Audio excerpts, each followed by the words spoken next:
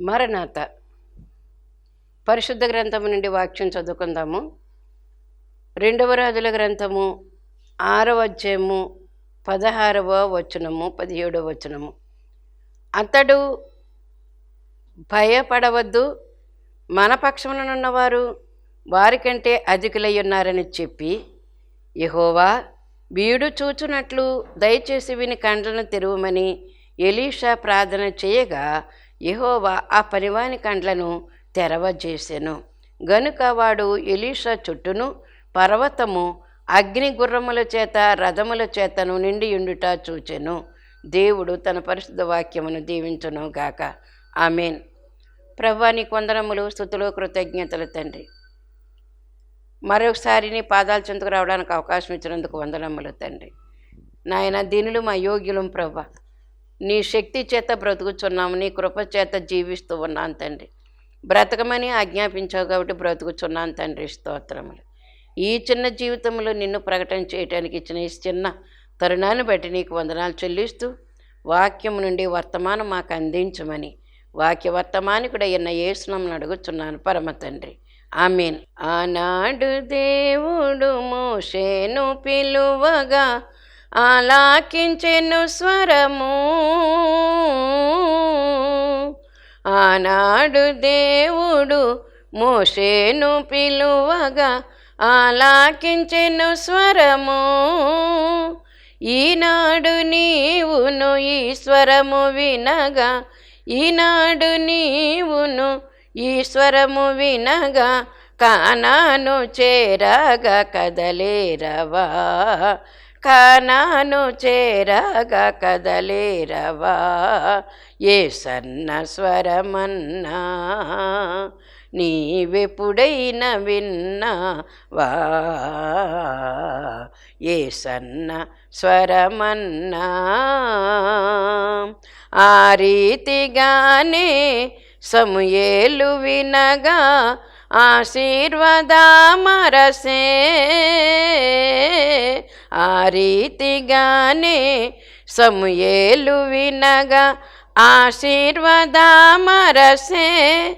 ధారాళముగను పరమవరుని, ధారాళముగను పరమవరుని దరి చేరుకొని నీవు సేవించుమా, దరి చేరుకొని నీవు సేవించుమా. యేసన్న స్వరమన్నా నీవెప్పుడైనా విన్నావా, యేసన్న స్వరమన్నా. సౌలా సౌలానన్ నేలా హింసింతువు ఆలించుమని స్వరము.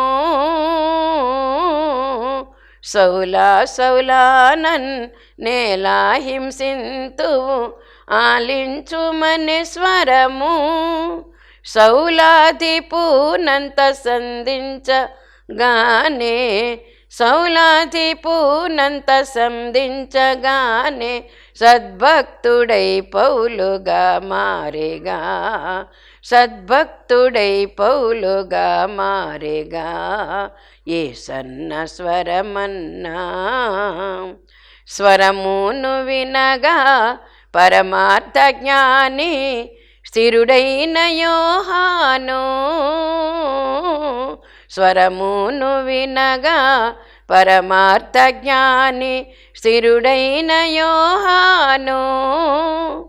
పరమమర్మాలు భవిష్యద్విషయాలు, పరమమర్మాలు భవిష్యద్విషయాలు ప్రకటించే ప్రతిరోజు స్మరించుమా, ప్రకటించే ప్రతిరోజు స్మరించుమా.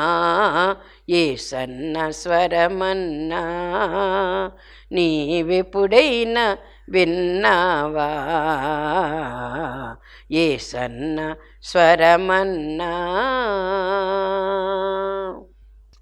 ప్రభు యొక్క నామమును ఉచ్చరించుకుందాము. ద్వితీయోపదేశ కాండములోనే మరలా ఉన్నటువంటి మరికొన్ని స్తుతి వాక్యాలు, దేవుడు మనకిచ్చినటువంటి ఈ స్తుతి వాక్యాలు మనము మరొకసారి చదువుకుందాము. దేవునికి స్తుతి చెల్లించుకుందాము. మీరు అడుగుపెట్టు ప్రతి స్థలము మీదొగనని చెప్పిన తండ్రి, నీకే స్తుతులు స్తోత్రములు. మీ సరిహద్దులు వ్యాపించును అని చెప్పిన తండ్రి, నీకే స్తుతులు స్తోత్రములు. ఏ మనుష్యుని మీ ఎదుట నిలువనియ్యను అని చెప్పిన తండ్రి, నీకే స్తుతులు స్తోత్రములు. మీరు అడుగుపెట్టు దేశమంతటి మీద మీ బెదురు మీ భయము ఉండునని చెప్పిన తండ్రి, నీకే స్తుతులు స్తోత్రములు. నీ ఆజ్ఞలను వినిన ఎడల దీవెన అని చెప్పిన తండ్రి, నీకే స్తుతులు స్తోత్రములు. ఇతర దేవతలను అనుసరించిన ఎడల శాపమని చెప్పిన తండ్రి, నీకే స్తుతులు స్తోత్రములు. రక్తము తినకూడదని చెప్పిన తండ్రి, నీకే స్తుతులు స్తోత్రములు. నీకు ఆజ్ఞాపించుతున్న ప్రతి మాటను అనుసరించవలను అని చెప్పిన తండ్రి, నీకే స్తుతులు స్తోత్రములు. దానిలో నీవు ఏమీ కలపకూడదని చెప్పిన తండ్రి, నీకే స్తుతులు స్తోత్రములు. దానిలో నుండి ఏమీ తీసివేయకూడదని చెప్పిన తండ్రి, నీకే స్తుతులు స్తోత్రములు.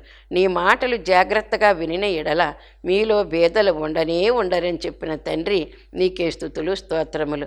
నన్ను నిత్యము ఆశీర్వదించు తండ్రి, నీకే స్తుతులు స్తోత్రములు. అనేక జనములకు అప్పిచ్చువానిగా చేయి తండ్రి, నీకే స్తుతులు స్తోత్రములు. అనేక జనములను ఏలువానిగా చేయి తండ్రి, నీకే స్తుతులు స్తోత్రములు. నా కార్యములన్నిటిలో నన్ను ఆశీర్వదించుతున్న తండ్రి, నీకే స్తుతులు స్తోత్రములు. భేదలు దేశములో ఉండక మానరు అన్న తండ్రి, నీకే స్తుతులు స్తోత్రములు.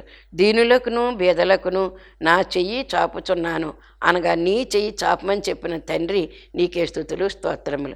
గోవులలోని తొలుచూలు ప్రతి మగదానిని ప్రతిష్ఠించమని చెప్పిన తండ్రి, నీకే స్తుతులు స్తోత్రములు. గొర్రెలలోని తొలుచూలు ప్రతి మగదానిని ప్రతిష్ఠించమని చెప్పిన తండ్రి, నీకే స్తుతులు స్తోత్రములు. మేకలలోని తొలుచూలు ప్రతి మగదానిని ప్రతిష్ఠించమన్న తండ్రి, నీకే స్తుతులు స్తోత్రములు.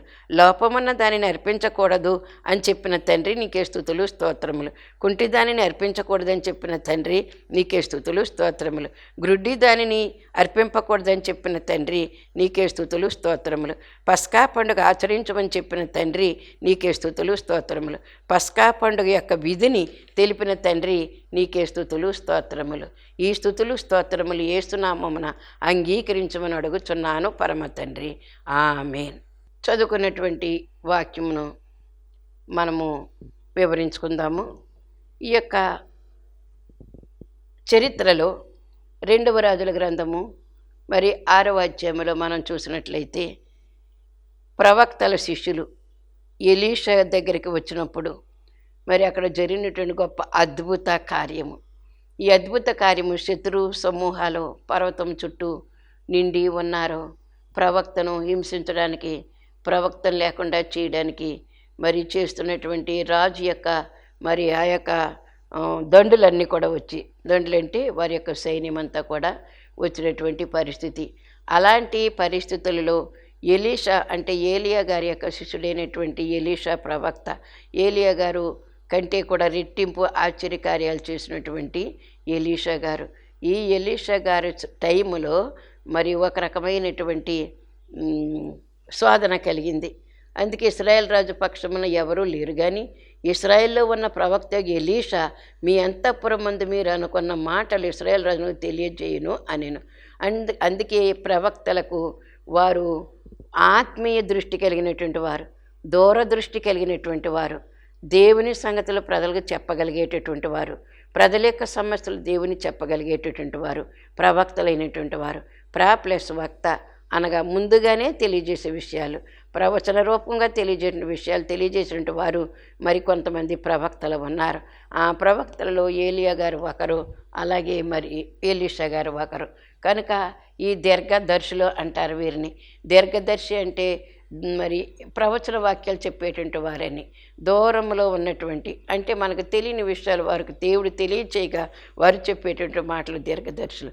ఏలియా గారి యొక్క శిష్యుడు ఎలీషా. ఈ ఎలీషా గారి దగ్గర ఒక చక్కని ఆశ్చర్యకార్యము జరిగింది. 14వ వచనం 6వ అధ్యాయం 14వ వచనం చూసినట్లయితే అతడు దోతాన్లో ఉన్నాడని వర్తమానము వచ్చాను. అంటే ఇశ్రాయేల్ రాజుకి అనుమానం వచ్చింది, ఎవరో మన శత్రువులను శత్రువుల యొక్క విషయాలు మనకు తెలియకుండా ఉండేటువంటి పరిస్థితులు, మన విషయాలు వాళ్ళకి తెలియజేసే పరిస్థితులు ఎవరు తెలియజేస్తారని ఆ రాజుకు డౌట్ వచ్చింది. డౌట్ వచ్చినప్పుడు కొంతమంది చెప్పారు, ఇశ్రాయేల్ ఒక ప్రవక్త ఉన్నాడు, అతడికి ప్రతి విషయం కూడా అంతఃపురంలో మీరు అనుకున్న మాటలన్నీ కూడా అతనికి దేవుడు తెలియచేసినటువంటి ప్రవక్త ఉన్నాడు అనేటటువంటి మాట ఎప్పుడైతే తెలియజేశారో 13వ వచనంలో 12వ వచనంలో, అందుకు రాజు, మేము మనుషులను పంపి అతను తెప్పించినట్లు వెళ్ళి అతడుండు చోటు చూసి రమ్ము అని సెలవీయగా అతడు దోతాన్లో ఉన్నాడని వర్తమానము వచ్చెను. కాబట్టి రాజు అతడికి గుర్రములను రథములను గొప్ప సైన్యమును పంపాను. వారు రాత్రి వేళ వచ్చి నలుదిశలను పట్టణమును చుట్టుకొనగా దైవజనుడైన అతని పనివాడు పెందలకడ లేచి బయటికి వచ్చినప్పుడు గుర్రములను రథములను గల సైన్యము పట్టణమును చుట్టుకొని కనబడాను. అంతటా అతని పనివాడు, అయ్యో నా ఏలినవాడా, మనం ఏమి చేయదుమని దైవజనునితో అనగా అతడు భయపడవద్దు. ఎంత ధైర్యమో చూడండి. దేవుని బిడ్డలకి అలాగే ధైర్యం దేవుడు ఇస్తాడు. దేవుడు ఆ ధైర్యాన్ని బట్టి వారు కంగారు పడరు. అందుకే మరి దైవజనులు దేవదాసయ్య గారిని కూడా చాలామంది శత్రులు ఏదో చేయాలనుకున్నప్పుడు కూడా ఉండేవారు, ఎంతో కంగారు పడేవారట. పలానా వ్యక్తి వచ్చి మిమ్మల్ని ఏదో చేయాలనుకున్నారంటే, అలాగా బాబు, సరే నాయన అనేవారట. ఎంత కళ్ళు మూసుకుని ఉండేవారట, ప్రార్థనలో ఉండేవారట. వాళ్ళు ఏదైనా మరి చెడ్డ చేయడానికి వచ్చినప్పుడు, వాళ్ళు ఏదైనా హాని కలిగించడానికి వచ్చినప్పుడు, వారికి మరి దేవుడు తెలియజేసినప్పుడు వారు వెంటనే చేతులు ముడుచుకుని వెళ్ళిపోయేవారట. లేకపోతే వారు తెలుసుకొని, బాబు మేము ఏదో తప్పు చేయాలని వచ్చాము, కానీ మీ దగ్గర దేవుని యొక్క ఆత్మ ఉందని, దేవుడు మీ దగ్గర ఉన్నాడని మాకు తెలిసింది కనుక మా తప్పు క్షమించమని వారు సాగిలి పడేవారట. దైవజనుల దగ్గర అలా చాలామంది అలా చేస్తూనే ఉంటారు. కనుక ఇప్పుడు ఎలీషా దగ్గర ఉన్నటువంటి పనివాడు మరి తెల్లవారు చూసేసరికి ఆ రాజు ఆ ప్రవక్తను తీసుకురండి అని చెప్పినప్పుడు ఆ రాజు ఏం చేశాడంటే, యుద్ధాలు రథాలు చుట్టూ సైన్యము, ఈయనున్నటువంటి పర్వతానికి చుట్టూ కూడా సైన్యము మోహరించి ఉండడం అనేది ఎలీషా దగ్గర పనిచేసే పనివాడు చూశాడు. ఈ పనివాడు ఎప్పుడైతే చూశాడో గబో పరిగెత్తుకుని వచ్చి మరి చెప్తున్నాడు అనమాట. ఏమనంటే, అది పెందలకడ లేచి బయటికి వచ్చినప్పుడు గుర్రములను రథములను గల సైన్యము పట్టణమును చుట్టుకొని ఉండి కనబడాను. అంతటా అతని పనివాడు, అయ్యో నా ఏలినవాడ, మనం ఏమి చేయదు మన దైవజనునితో అనగా అతడు అప్పుడు చెప్తున్నాడు. ఎంత ధైర్యంగా చెప్తున్నాడు చూడండి. భయపడకుము అని చెప్పినటువంటి మాట. నువ్వు భయపడవద్దు, మన పక్షంలో ఉన్నవారు వారికంటే అధికులై ఉన్నారు, మన పక్షంగా. అందుకే నీ దగ్గర కోటాను దేవదూతలు ఉంటారు. ఆ రుజువు ఎక్కడ మనకు తెలుస్తుంది? ఆదికాండం 28వ అధ్యాయంలో చేతికర్రతో ఒంటరిగా మరి పద్దనరాము వెళ్ళేటటువంటి యాకోబు మరి చీకటి పడినప్పుడు ఒంటరిగా అరణ్యంలో పడుకొని ఉన్నాడు. మరి ప్రేమగా చూసే తల్లి లేదు, మరి అభిమానంగా చూసే తండ్రి లేడు, మరి గొడవతో ఉండేటటువంటి అన్నగారు కూడా లేరు. అలాంటి ఒంటరితనముగా మరి తల్లి తండ్రి ఇచ్చినటువంటి ఆజ్ఞను బట్టి వారు మరి వెళుతూ ఉన్నాడు ప్రయాణం చేసి. చీకటి పడింది. ఒక రాయి తీసుకుని తలగడగా చేసుకుని పడుకున్న యాకోబు. ఆ యాకోబు యొక్క చరిత్ర మనం ఆలోచన చేస్తే ఎలా నిద్రపడుతుంది? దేవుని బిడ్డలకు అదే ధైర్యము. దేవుడు ఎవరికి కడుపులో ఉంటాడో హృదయంలో ఉంటాడో ధైర్యం కలిగినటువంటి వారుగా ఉంటారు. పనివాడికి ఆ ధైర్యం లేదు. ఎందుకంటే ప్రవక్త కొందగానే ఆయనకి అంత భక్తి ఎలాగ ఉంటుంది? చెప్పింది చేయటమే ఆ యొక్క పనివాడి యొక్క పని. అందుకని కంగారు పడి, అయ్యో ఇలా చుట్టముట్టేశారు, అయ్యా మనం ఏం చేద్దాము, సైన్యము గుట్లగా వచ్చేసరే అనేటటువంటి మాట తొందరగా చెప్తుంటే అప్పుడు అన్నాడు, భయపడవద్దు. మరి వాళ్ళు మన దగ్గర ఉన్నటువంటి సైన్యమే వాళ్ళకంటే కూడా ఎక్కువైన సైన్యము అనేటటువంటి మాటదే మరి ప్రవక్త చెప్పినటువంటి మాట. మన సైన్యమే ఎక్కువ, శత్రు పటాలం కంటే కూడా మన దగ్గర ఉన్న సైన్యం. ఇదేంటి, నువ్వు నేనే కదయ్యా ఇక్కడ ఉన్నాము, మరి వాళ్ళందరికంటే ఎక్కువ ఉన్నారని చెప్తున్నాడు ఏంటని కడుపులో చాలా కంగారు పడ్డాడు, మనసులో కంగారు పడ్డాడు. అందుకే ఏమన్నాడంటే, మోయపడవద్దు, మన పక్షంలో ఉన్న వారు వారికంటే అధికులై ఉన్నారని చెప్పి దేవుని ప్రార్థన చేస్తూ ఉన్నాడు. నాకు తెలిసినటువంటి సంగతి పనివాడికి తెలియట్లేదయ్యా. యెహోవా దేవా నీకే వందనాలు, శత్రు సమూహాలు నన్ను తీసుకుని పోవడానికి చుట్టుముట్టేస్తూ ఉన్నారు. మరి పనివాడికి తెలియట్లేదు, నాకు తెలుసు. నా చుట్టూ కోట్ల దేవదూతలు సైనికులుగా నిలబడ్డారన్న సంగతి నాకు తెలుసు, కానీ పనివాడికి తెలియదు. వీని కండ్లు తెరువుము ప్రభువా, వీని కండ్లు తెరువుము అని దేవునికి ప్రార్థన చేస్తే అప్పుడు వెంటనే వాడి యొక్క కన్ను పొరలు తీయబడి అక్కడ ఉన్నటువంటి దృశ్యాన్ని చూశాడనమాట. తెరవజేసిన, అందుకే ప్రార్థన చేయగా యెహోవా పనివాని కండ్లను తెరవజేసిన గనుక వాడు ఎలీషా చుట్టూను పర్వతము అగ్ని గుర్రముల చేత రథముల చేతను నిండియుండుట చూచెను. ఆ దండు వారు అతను సమీపించినప్పుడు ఎలీషా ఈ జనులను అంధత్వంతో మొత్తమని యెహోవాను వేడుకొనగా ఆ ఎలీషా చేసిన ప్రార్థన చొప్పున వారిని అంధత్వంతో మొత్తెను. అప్పుడు ఎలీషా, ఇది మార్గము కాదు, ఇది పట్టణము కాదు, మీరు నా వెంట వచ్చిన యెడల మీరు వెదకువాని యొద్దకు మిమ్మల్ని తీసుకుని పోదునని వారితో చెప్పి షోమ్రోను పట్టణమునకు వారిని నడిపించాను. వారు షోమ్రోనునికి వచ్చినప్పుడు అతడు, యెహోవా వీరు చూసినట్లు వీరి కండ్లను తెరవమని ప్రార్థన చేయగా కళ్ళు తెరవమని పనివాడి గురించి ప్రార్థన చేస్తే కళ్ళు తెరవబడ్డాయి. ఇప్పుడు మరి ఇక్కడ ఈ జనము కూడా చూసేటట్లుగా కళ్ళు తెరవమని ప్రార్థన చేయగా యెహోవా వారి కళ్ళను తెరువుచేసిన గనుక వారు తమ షోమ్రోను మధ్య ఉన్నామని తెలుసుకునిరి. ఇశ్రాయేలు రాజు వారిని పారజూచిన ఆయన, వీరిని కొట్టుదునని ఎలీషాను అడుగక అతడు, నీవు వీరిని కొట్టవద్దు, నీ కత్తి చేతను నీ ఇంటి చేతను నీవు చెరపట్టిన వారిని నేను కొట్టుదువా? వారికి భోజనం పెట్టించి వారు తిని త్రాగిన తర్వాత వారు తమ యజమానుని యొద్దకు వెళ్ళుదురని చెప్పాను. అతడు వారి కొరకు విస్తారమైన భోజన పదార్థములను సిద్ధపరచగా వారు అన్నపానములు పుచ్చుకొని రాజు సెలవు పొంది తమ యజమానుని యొద్దకు పోయిరి. అప్పటి నుండి సిరియనుల దండు వారు ఇశ్రాయేలు దేశంలోనికి వచ్చుట మానిపోయాను. ఇక్కడ మనం అర్థం చేసుకోవాల్సినటువంటి పరిస్థితి ఏంటంటే, ప్రవక్త దగ్గర అంత శక్తి ఉన్నది. నువ్వు భయపడకు, ఇదిగో వాళ్ళు వచ్చేసారు, సైన్యం గుంపులుగా. మన దగ్గర కూడా వాళ్ళని మించినటువంటి సైన్యం మన దగ్గర ఉందని చెప్పి దేవుడు మరి ఆ యొక్క ఎలీషా ప్రవక్త ఆ పనివాడికి చెప్పినటువంటి మాటలు మనం చూస్తూ ఉన్నాం. శత్రుపటాలము కన్నా నీ సైనికులే ఎక్కువ మంది. దైవజనులు దేవదాస్ దగ్గర రాసినటువంటి పాటలో ఉందన్నమాట.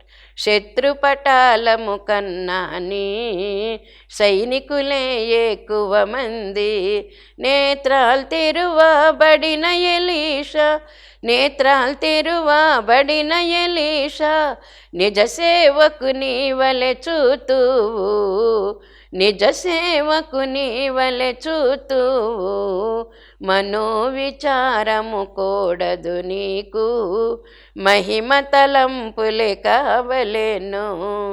మహిమ తలంపులు మనకు కావలసి వస్తాయన్నమాట. భయపడవలసిన పనేమి లేదు. మనోవిచారం పెట్టుకోవద్దు, బెంగా దిగులు పెట్టుకోవడానికి వీల్లేదు. ఎందుకంటే నీ రాజు గొప్పవాడు. అందుకే మన శత్రువులు, మన పక్షంగా ఉన్నటువంటి బిడ్డల కంటే కూడా మన శత్రువులు ఎక్కువై ఉన్నప్పటికీ కూడా అంతకంటే కూడా 10 రెట్లు 1000 రెట్లు మరి దేవదూతలను సైన్యముగా మనకు పంపించేటటువంటి గొప్ప దేవుడు మనకు ఉన్నారు. కనుక మరి అక్కడ చూస్తే పనివాడు కళ్ళు తెరవబడ్డాయి, ఆ వచ్చినటువంటి జనాంగాల యొక్క కళ్ళు కూడా తెరవబడినటువంటి విషయము మనము చూస్తూ ఉన్నాం. కనుక అక్కడ ఆ చరిత్ర దగ్గరికి మనం వెళ్ళవద్దు. కానీ ఇక్కడ మనం చూడవలసింది ఏంటంటే, దేవుని యొక్క బిడ్డలకు అంటే మోషే గారి యొక్క పటాలమునకు అంటే సైన్యానికి కూడా దేవుడు ఆ బండలో నుంచి నీటిని ఇచ్చి ఆ బండలో వచ్చినటువంటి జలము తాగి బలం పొంది ఫలము పొందినట్లుగా మనము చెప్పుకున్నాం కదా ఇందాక. అందుకే ఇక్కడ కూడా మనకు ఆ విధంగానే, అందుకే యెహోషువ ఏం చేశాడో తెలుసా? హాయి నివాసులందరినీ కూడా నిర్మూలము చేయ వరకు ఈటెను పట్టుకొని చాచిన తన చేతిని తిరిగి ముడుచుకొనలేదు. ఏంటి మరి మోషే గారేమో యెహోషువ కింద యుద్ధం చేస్తుంటే మోషే గారి చేతులు పైకెత్తినంతసేపు ఇశ్రాయేలుకు జయం వచ్చింది. ఇక్కడ యెహోషువ కూడా హాయి మీదకి వెళ్ళినటువంటి చరిత్ర ఇప్పుడు మనం తెలుసుకుంటూ ఉన్నాం కనుక 2వ రాజుల గ్రంథంలో. కనుక ఇక్కడ 26 వచనం, యెహోషువ హాయి నివాసులందరినీ నిర్మూలము చేయ వరకు కూడా ఈటెను పట్టుకుని చాచిన తన చేతిని తిరిగి ముడుచుకొనలేదు. చేతులెత్తి ప్రార్థన చేసిన మోషే గారు చేతులు దించలేదు. జయము కొరకు అంత శ్రమపడినటువంటి బిడ్డలు. యెహోషువ కూడా హాయి పట్టణం మీదకి యుద్ధానికి వెళ్ళినప్పుడు హాయి మీద జయం పొందే వరకు కూడా తన చేతిలో ఉన్నటువంటి చేతిని ఇంకా తిరిగి ముడుచుకోలేదట. ఎంత ఇంకాస్త చేతిని ఈటు పుచ్చుకుని చేతిని ఆడిస్తూనే వారిని హతమారుస్తూనే వారిని జయిస్తూనే ఉండేటటువంటి చెయ్యి. కనుక చెయ్యి తిరిగి ముడవలేదు అనేటటువంటి మాట మనము అర్థం చేసుకోవాల్సినటువంటి వారమైన. ఉదయం 6 గంటలకు మొదలుపెట్టి మోకాళ్ళ మీద ఉండి మరుసటి ఉదయం 6 గంటల వరకు కూడా సంఘమంతటిని మోకాళ్ళ మీద పెట్టి ప్రార్థించాలని అయ్యగారికి మనసులో ఉండేదట. ఎందుకంటే 6 గంటల నుంచి సాయంకాలం 6 గంటల వరకు కూడా మోకాళ్ళ మీద. 1 గంట ఉండగలమా? గంట ఉండడం మరి కొంతమందికి ఉన్నది. ఒక 3 గంటలు ఉండేటువంటి బలము శక్తి దేవుడు ఇచ్చాడు. గంట కూడా నిలబడేటువంటి బిడ్డలు ఉన్నారు. కనుక గంట మొదట్లో నిలబడే వాళ్ళం ఇప్పుడైతే మోకాళ్ళ పోట్లతో నిలబడలేకపోతూ ఉన్నాం. కనుక ఈ మోకాళ్ళు మరి కాయలు కాసేసి కాయలు కూడా పగిలేటటువంటి అనుభవం కూడా ఉన్నది. ఈ మోకాళ్ళ కాయలు మరి కాయలు కాయలు కాయలు కాసి కాయలు పగిలి మరి అది కూడా పుండయ్యేటటువంటి పరిస్థితి. పుండయిన తర్వాత ఇంకా మచ్చ మీద ఇంకా మళ్ళీ కాయలు రావు. ఆ మచ్చ అలాగ ఉండిపోద్ది, కాయలు అణిగిపోయినట్లుగా ఉండిపోద్ది అనమాట. దెయ్యాల దావీదు గారిని నేను ఎరుగుదును. మరి మా ఈ ఊరు నుంచి రావులపాలెం నుంచి ఎక్కడికన్నా వెళ్ళాలంటే మరి మా ఇంటికి వచ్చేవారు, మా ఇంట్లో ఆ రాత్రి ఉండేవారు. వెళ్ళేటప్పుడు వచ్చేవారు, వచ్చేటప్పుడు కూడా వచ్చేవారు. ఆయనకి స్నానం చేయించేటప్పుడు నేనే వేడి నీళ్ళు కాసి దగ్గర పెట్టి నడ్డి తోమేదాన్ని. ఆయన కాళ్ళు చూస్తే అరటికాయ బొంత అరటికాయలు అంతంత ఉండేవి. ఆయన ఎక్కడ పెడితే అక్కడ మోకాళ్ళ మీదే ఉండేవారు. అంతంత మోకాళ్ళ మీద అంతంత ముద్రలు, యేసు యొక్క ముద్రలు, ప్రభు యొక్క ముద్రలు, ప్రభు నామములు మోకరించినటువంటి వారి యొక్క ముద్ర. అలాగే జోనతన్ గారి యొక్క కాళ్ళు కూడా ఆ విధంగానే కాయలు కాసి ఉండేవి. అలాగే మరి సంఘంలో ఇప్పుడు ఉన్నటువంటి బిడ్డలందరికీ కూడా మా పిల్లలకు కూడా మరి మోకరించడం అనేటువంటి చిన్నప్పటి నుంచి కూడా అలవాటయ్యి వాళ్ళు కూడా ఇప్పుడు మరి కుంకుడుగాయలు అంతంత మచ్చలు ఉన్నాయి. అవి సంపాదించుకోవాలట మనము. మరి దేవుని యొక్క శక్తి పొందాలంటే 6 గంటల నుంచి ఉదయం 6 నుంచి సాయంకాలం 6 వరకు కూడా సంఘం అంతటిని కూడా ఒక్కళ్ళు కూడా దిక్కుండా మోకాళ్ళ మీద పెడితే గనక లోకాన్ని జయించడానికి, సైతాన్ని జయించడానికి, శరీరాన్ని జయించడానికి మనకెంతో శక్తి కలుగుతుందని దైవజనులు దేవదాసయ్య గారు మన తండ్రి గారు మనకు తెలియజేసినటువంటి మాట. అలా చేస్తే గనక ప్రపంచాన్నే జయించగలుగుతామనేటటువంటి మాట.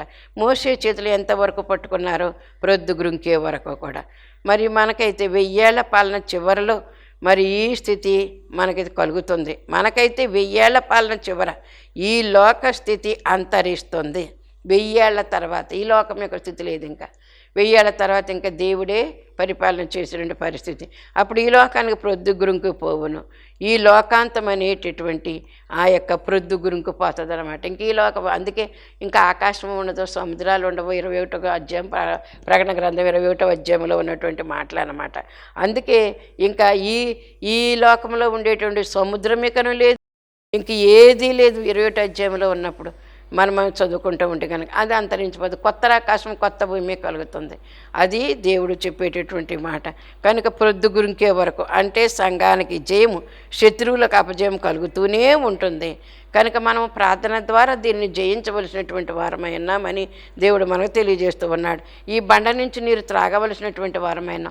బండ నుంచి నీరు అంటే క్రీస్తుని నమ్ముకోవాలి, క్రీస్తు యొక్క మరి అనుభవంలో మనం ఉండాలి, ఆయన యొక్క విశ్వాసంలో సాగుతూ ఉండాలి, ఆయన యొక్క అడుగుజాడలు నడుస్తూ ఉండాలి, ఆ ఆజ్ఞలను పాటిస్తూ ఉండాలి. మనం ఆయన ఆజ్ఞలో అడుగుజాడలు మనం నడుస్తూ ఉండాలి. అప్పుడే మనకి ఇలాంటి జయాలు కలుగుతాయని దేవుడు మనకు తెలియజేస్తూ ఉన్నారు. అమాలేకీయులు అంటే అమాలేకు సంతానము. ఈ అమాలేకుల సంతానమే అమాలేకీయులు. కనుక శూరులైనటువంటి లోయ నివాసులు, శూరులు అయినటువంటి లోయ నివాసులు మిజ్జానీయులు అమాలేకీయులను. కనుక గిజ్జోను మరి వీరిని పారద్రోలాడు. మిజ్జానీయులు, అమాలేకీయులు వీరందరినీ కూడా మరి గిజ్జోను అనేటటువంటి న్యాయాధిపతుల గ్రంథము 7వ అధ్యాయము 12 నుంచి కూడా మనం చూసినట్లయితే కనుక మరి మిజ్జానీయుల్ని గిజ్జోను ఏం చేశాడంటే హతమార్చాడు. వారిని పారదోలినటువంటి విషయము. పరాక్రమ గల బలాఢ్యుడా అని గిజ్జోనును పలికి దేవదూత వచ్చి బలపరిచింది. అప్పుడు వెంటనే అతడు మరి కొండలు దివిటీలు పట్టుకుని వాళ్ళ మీదకి యుద్ధానికి వెళ్ళినటువంటి చరిత్ర మనకి ఆ 7 న్యాయాధిపతులు 7వ అధ్యాయము మరి 8వ అధ్యాయంలో మనకు తెలుస్తూ ఉంటుంది. కనుక మరి దేవుని యొక్క బిడ్డలకు దేవుడు అలాంటి బలాన్ని ఇస్తాడని మనము అర్థం చేసుకోవాల్సినటువంటి వారమై ఉన్నాం. అలాగే మరి ఎస్తేరు గ్రంథంలో హామాన్ అనేవాడు కనపడుతూ ఉంటాడు. ఈ హామాను కూడా సౌలు కాలంలో మరి వాళ్ళందరినీ కూడా హతమార్చి రావాలని అంటే అందరినీ కూడా హతమార్చాడు, కొంతమందిని హతమార్చలేదు. ఎలాగ బతికి బట్ట కట్టాడో తెలీదు. ఈ యొక్క హామాను అనేటువంటి వాడు ఈ అమాలేకు సంతతి వాడు ఉండి మరి ఎస్తేరు సంతానాన్ని, ఎస్తేరు జాతి వారిని సంహరించాలని కంకణం కట్టుకున్నాడు. కానీ అయితే దేవుడు ఇశ్రాయేలు పక్షముగా, యూదుల పక్షముగా వ్యాజ్యమాడేటటువంటి దేవుడు. ఈరోజు నీ పక్షంగా నా పక్షముగా కూడా యుద్ధమాడేటటువంటి దేవుడు మన దగ్గర ఉన్నారు. ఆగగు అనేటటువంటి రాజుని విడిచిపెట్టి వచ్చాడు కాబట్టి సౌలు గారు ఆ కాలంలో ఆగగుల్లో నుంచి వచ్చినటువంటి వాడే ఈ యొక్క హామాను మరి సాతాను సంబంధి. ఎందుకంటే దేవుడి బిడ్డలు ఉండడానికి వీలు లేదనేటువంటి ఉద్దేశంతో ఒక్కొక్కళ్ళలోనికి వెళుతూ ఉంది సాతానుడు. కనుక మరి గిజ్జోను వాళ్ళందరినీ కూడా హతమార్చినట్లుగా మనము చూస్తూ ఉన్నాము. అలాగే మొదటి సమయంలో కానీ 15వ అధ్యాయంలోనే 8వ వచనప్పుడు మీకు చెప్పినటువంటి చరిత్ర, మా అందరినీ సౌలు వారు అందరినీ ఓడించాడు, కానీ వాళ్ళు రాజైనటువంటి అగగును మాత్రం బ్రతకనిచ్చి పొరపాటు చేశాడంట. అందుకే శత్రుశాసనం ఉండడానికి వీల్లేదంటారు. శత్రుశాసనం రుణశాసనం కూడా ఉండడానికి వీల్లేదు. రుణశాసనం అంటే ఏంటంటే 100 రూపాయలు ఎక్కడి నుంచో తెచ్చుకున్నాం అనుకో, మనము వాళ్ళకి ఇచ్చేటప్పుడు మరి ఆ వడ్డీయో లేకపోతే ఇంకా కొంచెం దాని మీద ముద్రాలు ఇచ్చేటటువంటి పరిస్థితుల్లో ఈ 100 రూపాయలు ఇచ్చేసిన తర్వాత ఇంకా లేదని అనిపించుకోవాలన్నమాట. మరి దీని మీద వడ్డీ ఎదురంటే తర్వాత చూద్దామంటాం అనుకో, తర్వాత చూద్దామంటే దానికి మళ్ళీ వడ్డీలు కొట్టుకుంటూ ఉంటాడు. ఇంకా రుణం కొంచెం శాసనం అక్కడ ఉంచాం కాబట్టి ఏమవుతుందంటే అది చిలవల పలవలుగా ఎదిగి మనకి మళ్ళీ ఒక రకమైనటువంటి గండం కింద ఉంటుంది అన్నమాట.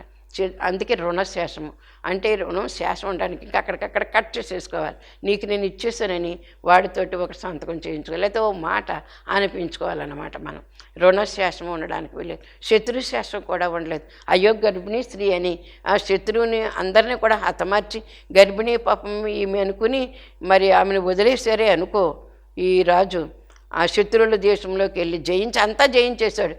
గర్భిణీ స్త్రీ ఉంది శత్రువు దేశంలో, ఆమెను కనికరించారని మనం వచ్చేసి ఉంటే గనక ఈ రాజు మరి ఆ కడుపులో ఉన్నటువంటి బిడ్డ బయటకు వస్తాడు.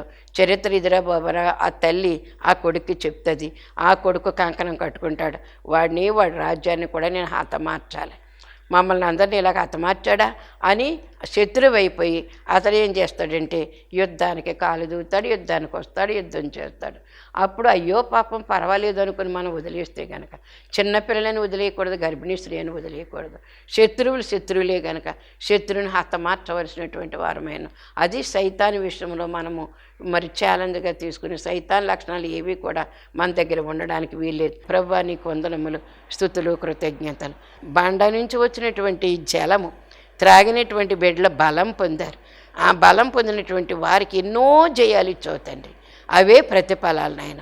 అట్టి ప్రతిఫలాలు మేమందరం కూడా పొందగలుగుటకు సహాయము చేసి మీరు మహిమ పొందమని, వినిన వాక్యం అంతరం ముద్రించుటకు మా శక్తి చాలదు కనుక మీ యొక్క రక్తంతో ప్రతిష్ఠించమని, ఆ చొప్పున జీవించి 2వ రాకడకు ఆయత్తపడే కృప మాకందరికీ దయచేయమని యేసు నామమున అడుగుచున్నాను పరమ తండ్రి. ఆమేన్. మరణాత.